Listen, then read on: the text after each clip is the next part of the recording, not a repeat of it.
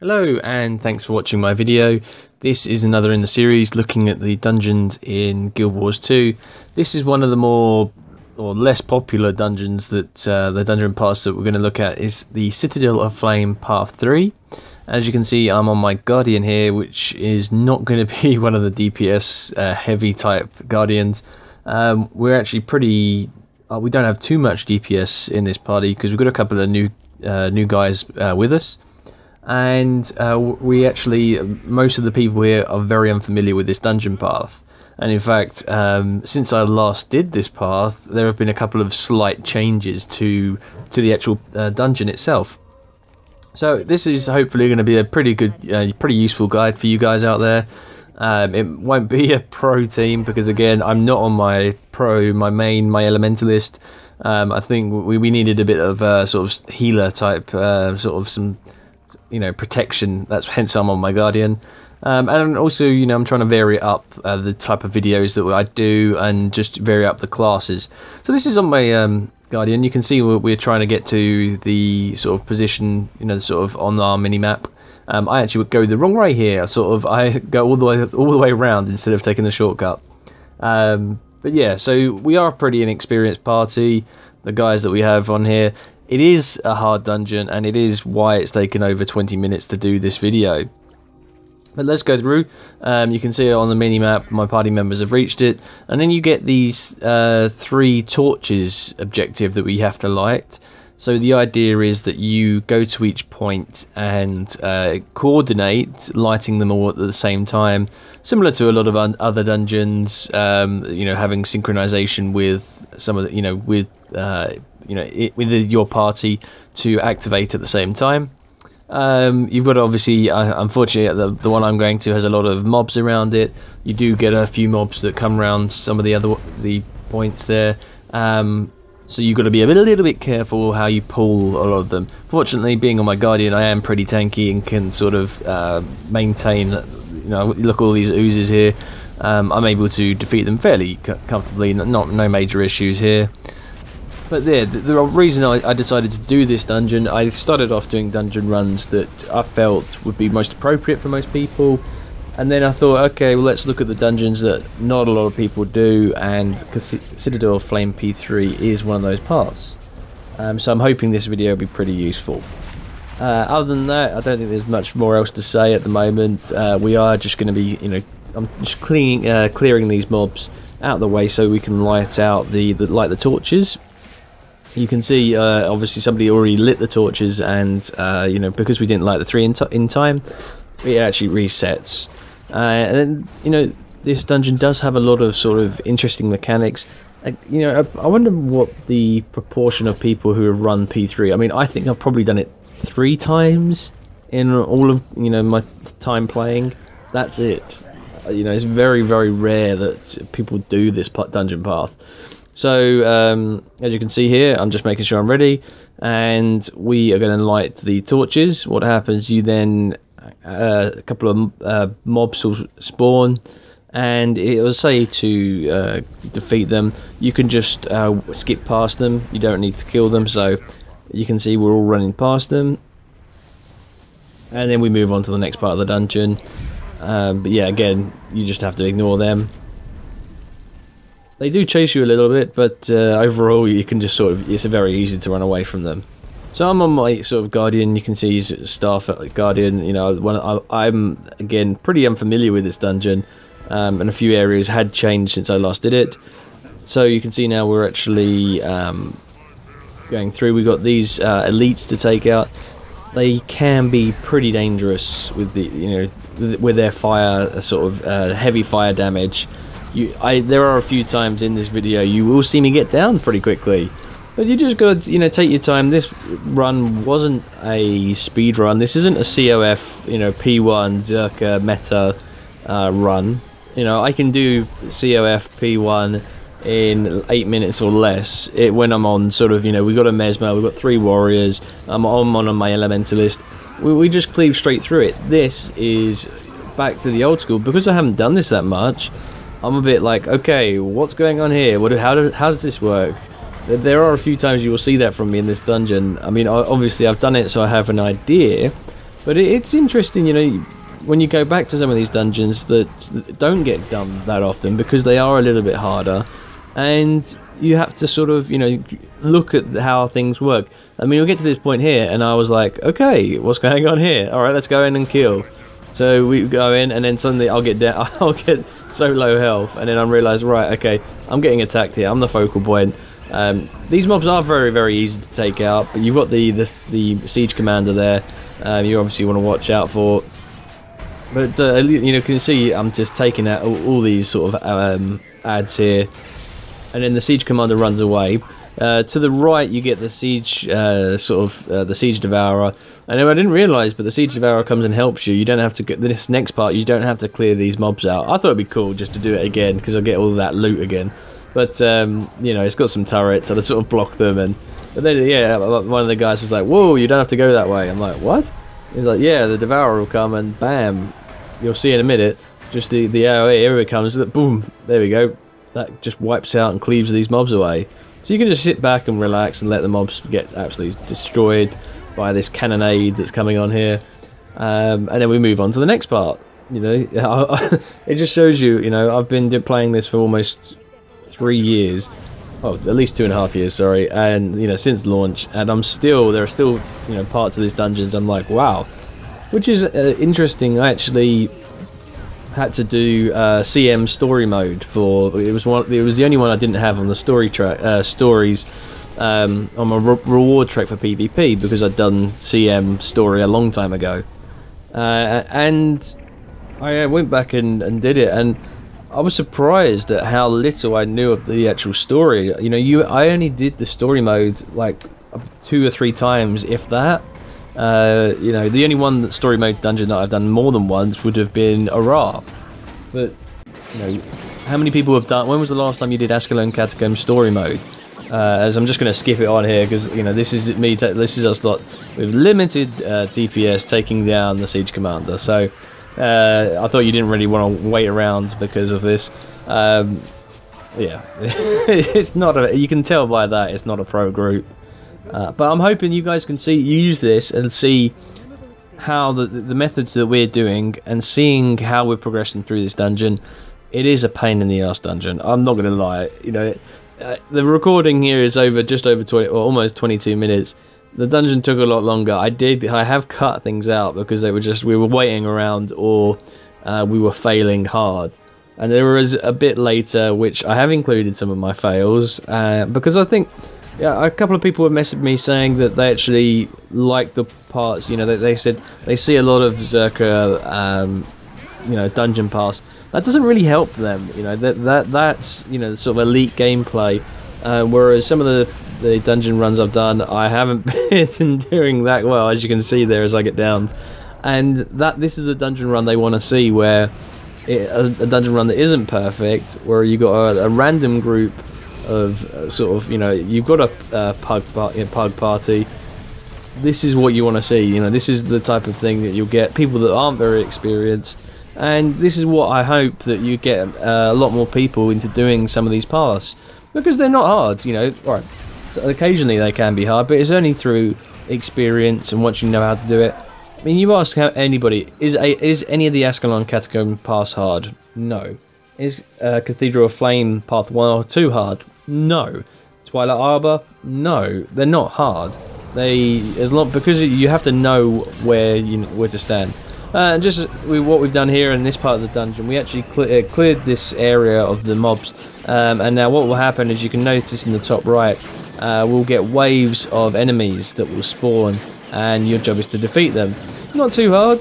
You get a couple of elites. A couple of times some of our party members get down. I did a little view. I just wanted to zoom out and sort of, you know, as we go through here, not have any display up. So yeah, that's pretty much that. This part of the dungeon is a little bit boring. If you had much more DPS, you would get through this a lot quicker. And I would say this dungeon with a pro group probably take them just over 10 minutes.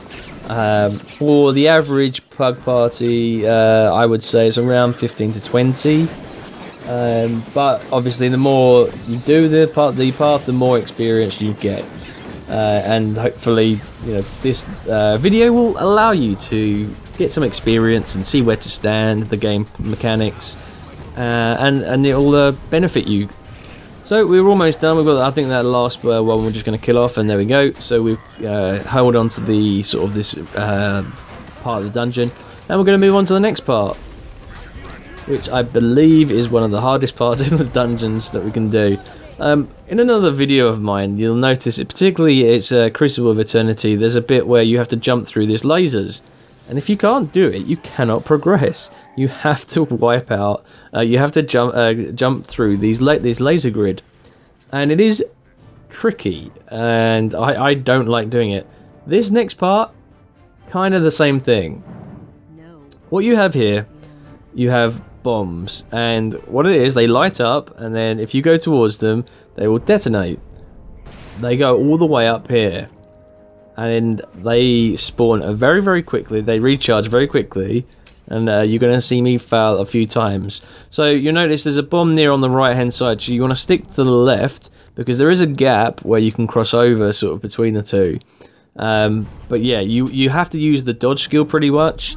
One of the so I've done it a little bit wrong because I've gone straight right next to it. I've gone past the other one. You can see the bombs catching up with me. I'm trying to dodge, but no, I'm dead. Guardians are very useful on this, as are Mesmers. Mesmers will obviously be able to port back, but Guardians with the Aegis can also sort of block and get that extra sort of defense against that. It's actually how I got through. We were taking so long that I decided to stop recording, trying to get through here. But like, you know, I should not have gone there, and that's me dead.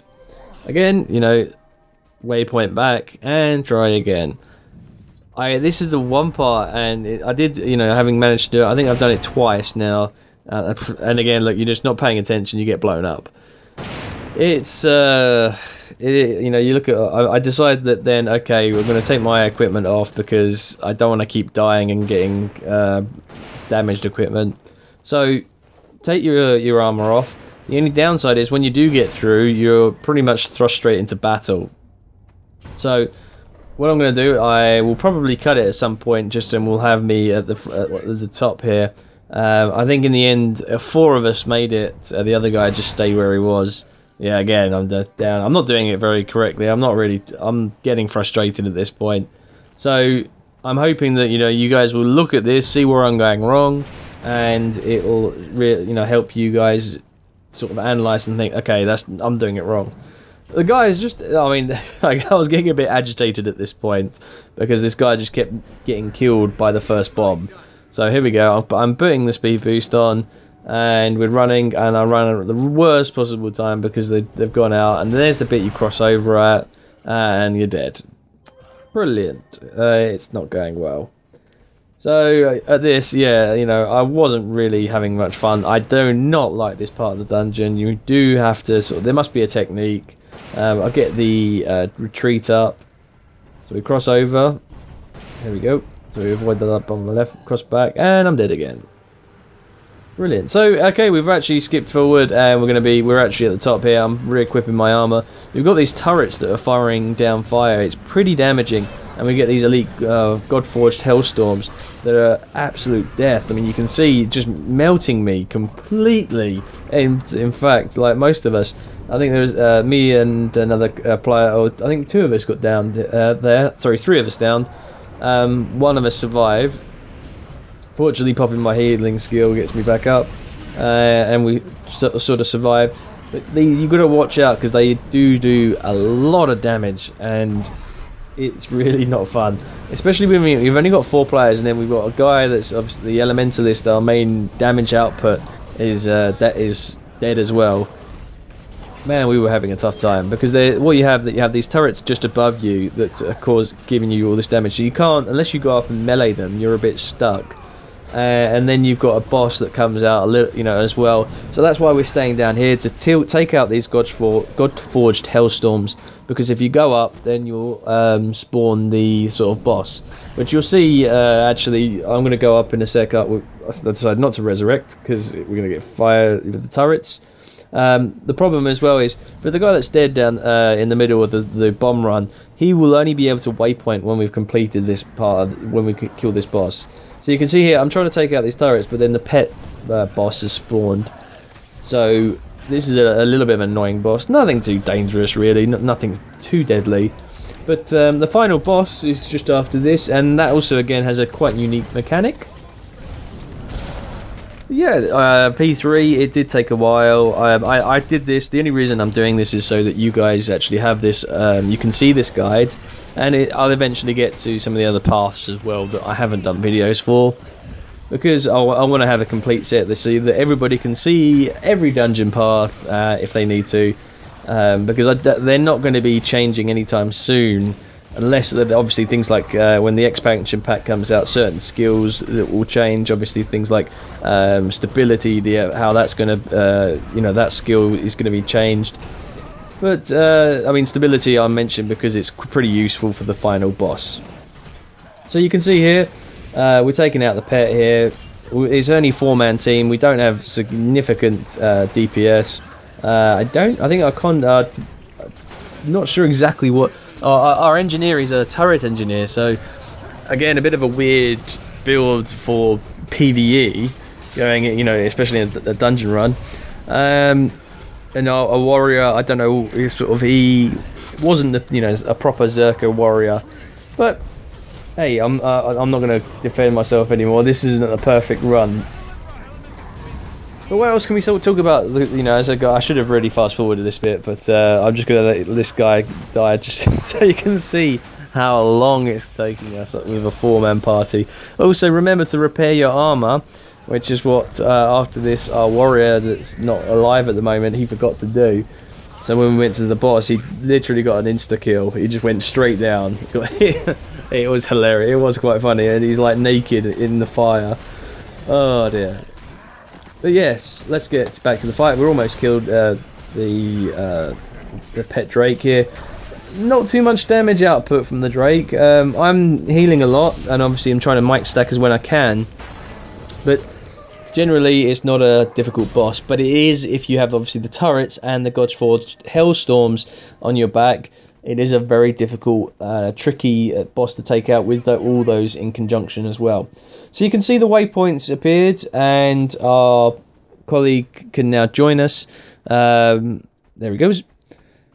And we're going to progress into the final boss.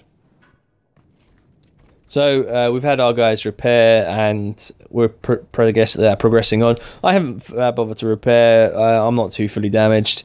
And we're into this final boss area.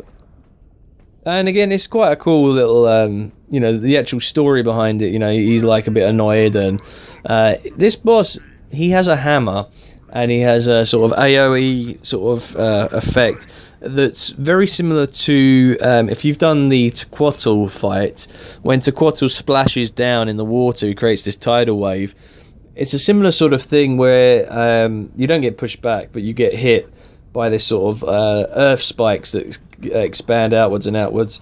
He has that attack. He's invulnerable while he's doing that attack, and then he has this hammer attack that it's very similar to a guardian skill, guardian hammer skill, where he will knock you back, and he knocks you flying. You can see there one of our guys just gets absolutely smashed back. Things to counter: blinds and stability. And you can see here he's gone invulnerable, and this is the AoE effect. You can dodge through it, or you can use as I said, on my greatsword skill 3, the blinding leap, to jump over it. Very, very useful indeed. Again, because we're a pretty low DPS party, I will skip forward at one point. But yeah, you can see there he's just smashed me for 6. He has hit me hard, and I'm popping stability now. Just as he does that, he's going to go invulnerable, so that's perfect timing. But this guy, and once you've got that sorted, it's he does throw Ace Hammer as well, but he has very limited attacks. If you have stability, if you have these blocks, then he's not going to be able to really damage you. But it's only when he's going to hit you with the hammer, if you don't have too much space behind you, that's when you're in trouble, because if he does hit you with the hammer, you want it to be that you stay out of the lava. otherwise then you're going to be dead, pretty much. So again, look, I can see it leaped over it. I've popped stability, so he can't. He's hitting me from the hammer skill, but I'm not actually moving anywhere. You can see he hits me again. I've got stability up. He can't. He's not knocking me back. All right, he knocks me back there, but not too far anyway. But yeah, okay. So I'm gonna go play you some funky music as we speed up, and I hope you enjoy it.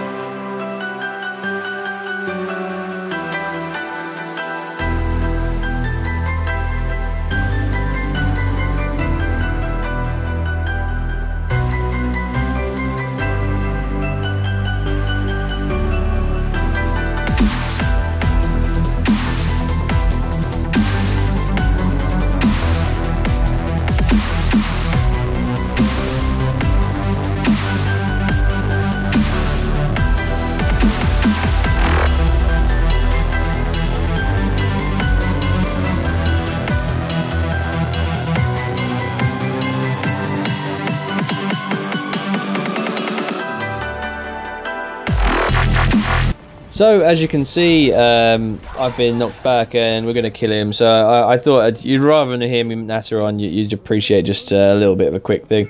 I'm hoping you guys have enjoyed this, and obviously, you know, I'm sure you can do much better runs than this.